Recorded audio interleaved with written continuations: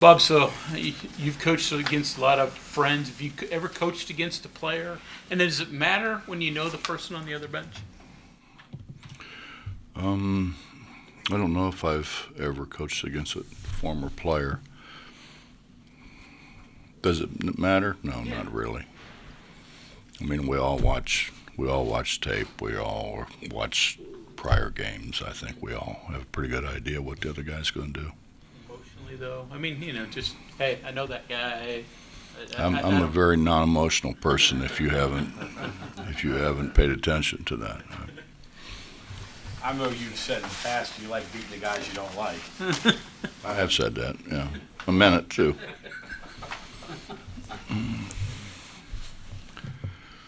Does that mean you don't mind losing to the guys that you do like? Well, I mind losing to anybody, but no, I mean, I'm happy for Darris. I mean, it's a great opportunity for him, and particularly to be able to do it in his hometown. I mean, we all start somewhere and hopefully have success, and then that success is continued to other places. I've obviously played against former assistant coaches and guys that I mean, we had a great relationship and really a great bond. But it's our business, and I mean we got to take care of business. I mean, I really, we're going to play UAB, and we're playing UAB for one reason. It's Andy Kennedy. It's not UAB or Birmingham. So you jumped into becoming a head coach pretty quickly. Obviously, Darris has been an assistant for a while, but still, the learning curve when you become a head coach the first time. What are things you don't know when you move into that role? I was around my dad forever, and I played for my dad for 4 years, and then I was, whether I wanted to be or not, at virtually every practice before and after. So I was around the game my whole life. I was a year here, with Coach Gardner and Coach Amick, and obviously had relationships with most of the guys on the team, and then left and went to Ohio State for a couple of years, and Coach Miller gave me tremendous opportunities for responsibility, and I was able to be on the floor and coach when I was in town, which wasn't a whole lot because I did all the scouting and I did a large part of the legwork, recruiting. So, going to, and everybody thought I was crazy when I left Ohio State to go to Walsh, which maybe I was, but everybody said, "Why do you do it?" And I said, "Because I believe in myself. Oh, I'm betting on me," and I think that's what Darris has done, and I think that people, you got to have a strong belief in yourself and believe in what you do, or how are you going to get those guys that play for you to believe in what you do? And I think Darris possesses obviously those qualities. When you look at their team, I talked to Darris earlier this week, and he said he's still trying to figure out what he's got and what they do best, but they seem to be tweaking things a little bit the last few games. What are you seeing different from them than what you saw? He's just trying to trick you, John. He knows what he's doing. That's coach speak that he's trying to give you. Don't buy it. He knows what he's doing. I think they went through, which I think everybody does. I mean, you go through a period, you think maybe something works, and it doesn't work the way you thought it was going to work. I mean, it happens to all of us all the time, and so you have to fix it. You have to make, whether it's a subtle change or whether it's a drastic change, you have to fix it. And I think Darris has done that. I mean, you look what he's done. He went from they were struggling to them winning 3 in a row and playing really well. I mean, if you watch those 3 games, they're playing really well. They've got great spacing. They take good shots. You know, they're defending. I mean, they've done a great job. I think, you know, the whole staff, and he's blessed. He's blessed to have his brother there that he trusts. You know, to have somebody there that's sitting beside you that you trust for suggestions that very well could help. And he's got one of our former managers who was here with him, and he has a lot of faith and trust in him. So he's, you know, if you say check the boxes on what Darris did right or what he did wrong, I don't think you're checking any boxes that say anything wrong. I mean, I think he's done everything in the right way. Playing a bunch of guys, and they don't really have one score. Is it unique in how you defend a team that has a bunch of different guys that can score? Well, you got to guard everybody. I mean, that's we're a little bit top heavy, and I mean sometimes you have to do that. It's personnel related. I mean, everything's personnel related. You try to put the personnel in the position where they can help the team the most, and he's done that. I mean, he's done a really great job. I mean, if you watch them from the beginning to where they are now, they've made unbelievable progress. Coach, sorry, excuse me. You've obviously told stories when you were first starting out as a coach to drumming up interest in the program from the Cal and Akron. I've heard stories about how you used to paint barns at Walsh in the school colors to get. Those are reality. Those aren't stories. Well, Those well, that's the thing. When you're starting out, when coaches are starting out at places like that, and this kind of, I'm guessing this is kind of what Darris is going through now, starting out at Radford. Those are things that you have to do there, right? I mean, it's not like you just walk in and do your job and go home. I mean, I'd have been the most excited guy in the world if I could have started at Radford instead of Walsh. I'll tell you that right now. I mean, I did things because I thought that's what we had to do.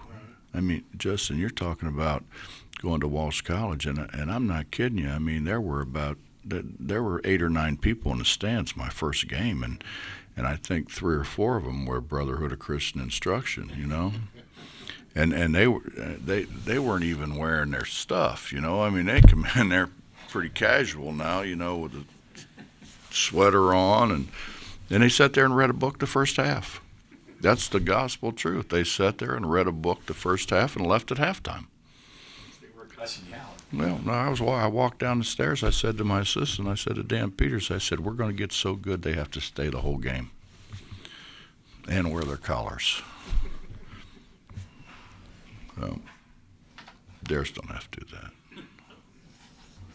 When a player of yours goes on to be a coach, what trait of you would you hope that they would take with them, and which one would you hope they don't?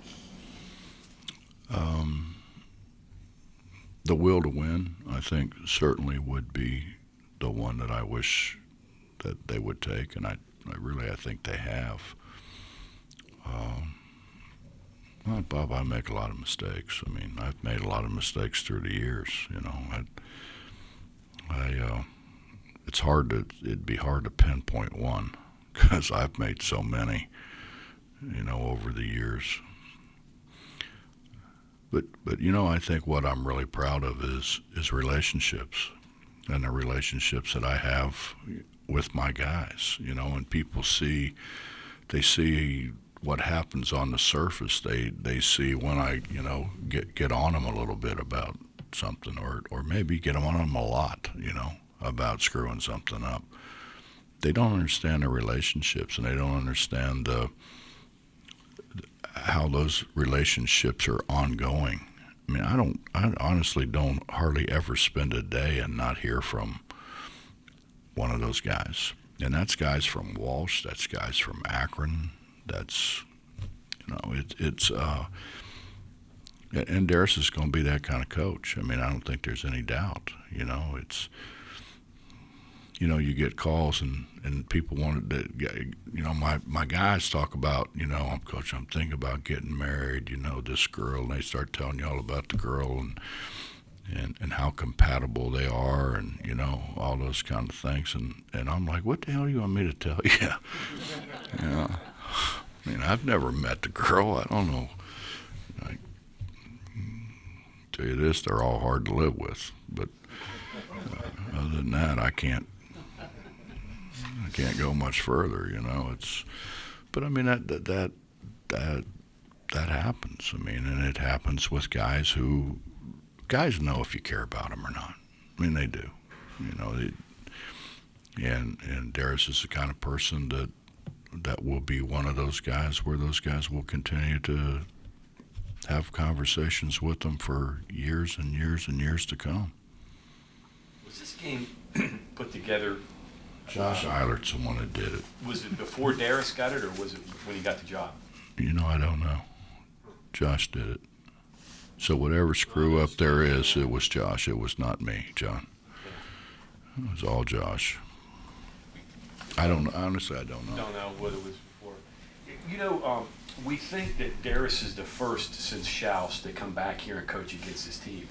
You played in that game. Do you remember anything about that game? Yeah, we got our kicked. Yeah, I remember vividly. I mean, we got drilled. Do you remember any of the build-up before the game leading to it? No. Schaus? No. I only read the DA. I couldn't afford to buy the paper, John.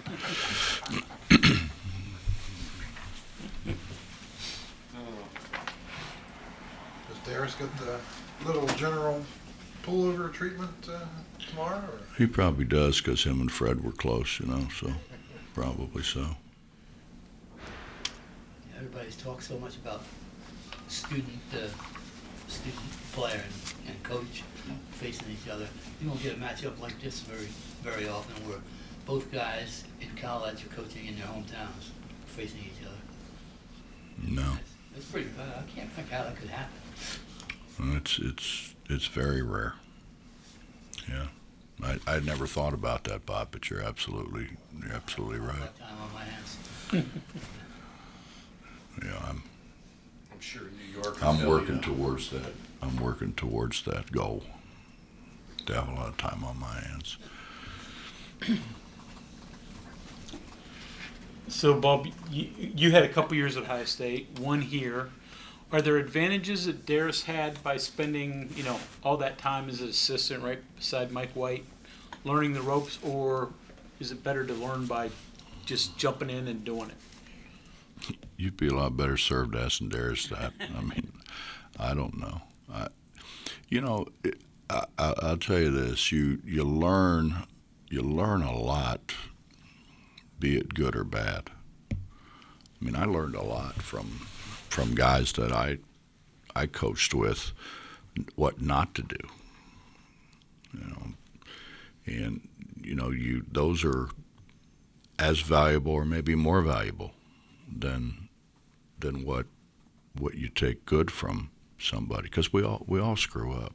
We all make mistakes. I've made so many mistakes I couldn't count them all. And hopefully, people like Eric Martin have learned from my screw ups. It's not a perfect deal. I mean, it's very imperfect, and we learn as we go. Hopefully I don't make as many mistakes as I used to, but I know a lot of this has been about Darris returning. Are you still seeing progress in your team? Particularly, I think, beginning of the second half, you built a pretty big lead. What are you seeing from your team right now that you like? Well, I think our bigs are getting a little better. I think their progress has been probably the thing that stands out the most, is that they are getting better. We Looks like Senny is kind of inching his way in there a little bit too. Well, Senny had a great week of practice. I mean, not a good week, a great week, and then but that's going to happen. We put him in the game, and he was not very good. In fact, he was bad. He pursues the ball. Yeah, but you know what? Pursuing it's one thing. You know, it's like John. It's like throwing the ball for your dog. You ever do that? Though, you know, and your dog runs out and gets it and brings it back. You know, and there's times when your dog runs out there and looks at it and just comes back. So if you want the ball, come get it yourself. And there's more to it than pursuing it, is my point. You have to get it. Well, at least there's a willingness to try. Well, I don't know. I mean, how hard's the dog trying if you don't bring it back? There's nobody blocking him out. Looked like you had a rebounding advantage, but it looked like it could have been a lot more of a rebounding advantage if they went after it like you want them to, right? Well, I don't know. You know, you kind of. I think those guys were really excited to get to play because they really haven't played. So, you know, I mean, obviously they're going to make mistakes, nervous mistakes. Not. I mean, Senny was blocking shots. He was doing, and then what happens is then people get to you. You know, they put a body on you. Well, it's hard to block shots when you have a body on you. You know, that's what you do with shot blockers is you try to put a body on them to where that keeps them from being able to do what they do. And we've got to get. You know, Senny's got to continue to grow to keep people off his body. Do you like how you're managing your roster and the time? I ask that because you got so many guys you're trying to work in, and there's only so many opportunities that you have. Are you seeing enough from your guys to make these decisions when you need them for conference play? I see him in practice every day. I mean, it's different playing games. It's different because there's people watching you. Different styles, different teams. They don't know what you know, that kind of thing. Well, but I mean, that's why you have a couple of days to prepare for it. I mean, the hard thing is playing somebody like going to a tournament and playing the next day and not really having any time to prepare for them. That's the hard part. So you feel like you've seen enough of them to make the decisions on who's going to play when you get in the league play? Or is that still to be determined? I probably knew that, John, before we ever tossed it up the first time.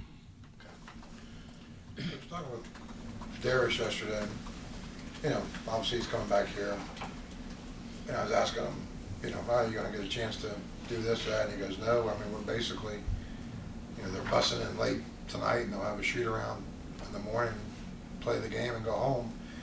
It seems like, and maybe I'm wrong, but the coaching profession is so much less personable nowadays. I mean, how do you guys ever create relationships with other coaches when it's so much hustle and bustle? I mean, did it always used to be that? I mean, no, we used to do it in the summer. I mean, we used to have a couple months to recruit, and so, you know, you saw everybody, you know, because, you know, for instance, you go to Vegas and you're in Vegas for 4 or 5 days. You go to Georgia and you're there for 2 or 3 days, and you know, and you're there. When I'm saying days, I'm talking you're there early in the morning and you leave late at night.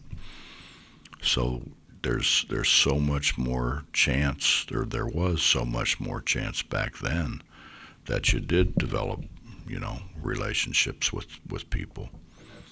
changed? I mean, why? Oh, it's totally changed. Well, everything's virtual. It's hard to really get to know somebody. It used to be I mean, you would walk in, you'd walk in at the Peach Jam, and the whole one side and the whole underneath on both sides, you know, full of coaches. You know, and you know, when you're a kid and you're going in there and you're afraid to like you don't know where to sit. I mean, you don't want to take Dean Smith's chair, or so it's totally different. With that said, obviously the game's different, rules are different, NIL, I mean, the world's changing. Would you want to be a guy in Darris' shoes right now, starting out coaching in this atmosphere the way it is today? No, I wouldn't. Because of all the stuff? Or? More because of relationships, I think. It's hard if you can't go out and meet people, during recruiting periods and such. We have so many people making decisions for us that don't know a damn thing about what we do. They don't know anything about the culture. They don't know anything about why those of us that are where we are got to where we are. They don't have a clue.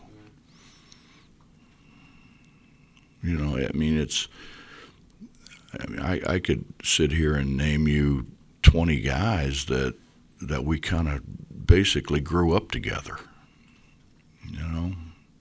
from being assistants and, to being maybe a higher paid assistant, to being a coach at a smaller school, to then moving on.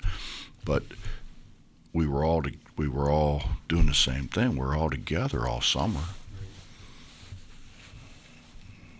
And I don't mean it this the wrong way, but I know everybody. But I know everybody because I don't know the young guys. I don't know the new guys, and probably never will if it continues to go the way it's going with this virtual stuff.